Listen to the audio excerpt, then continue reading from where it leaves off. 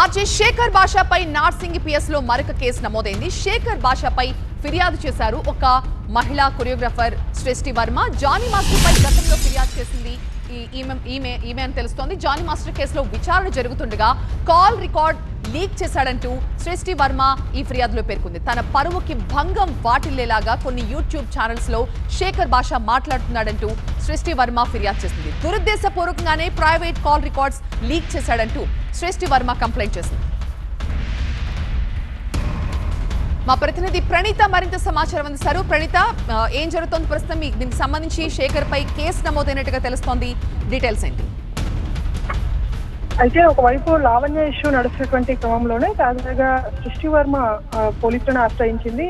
గతంలో Johnny master వ్యవహారంలో కావాలనే తనకు సంబంధించినటువంటి కొన్ని ఆడియో లీక్స్ ని శేఖర్ భాష సోషల్ మీడియాకి లీక్ చేశాడు. సోషల్ మీడియాలో ఉన్నటువంటి చాలా యూట్యూబ్ ఛానల్స్ ఆడియో లీక్స్ ని అప్లోడ్ చేసి వాటి ద్వారా ఎక్కువగా వైరల్ అయిందంటూ కూడా ఆమె ఆరోపిస్తూ శేఖర్ భాషకు సంబంధించినటువంటి మొబైల్ ఫోన్స్ తో పాటు ఆయన దగ్గర ఉన్నటువంటి ఎలక్ట్రానిక్ డివైజెస్ కూడా స్వాధీనం చేసుకోవాలని పోలీసులను కోరింది. పోలీసులు ఈమె ఫిర్యాదు పైన శేఖర్ భాష పైన ఎఫ్ఐఆర్ నమోదు చేశారు.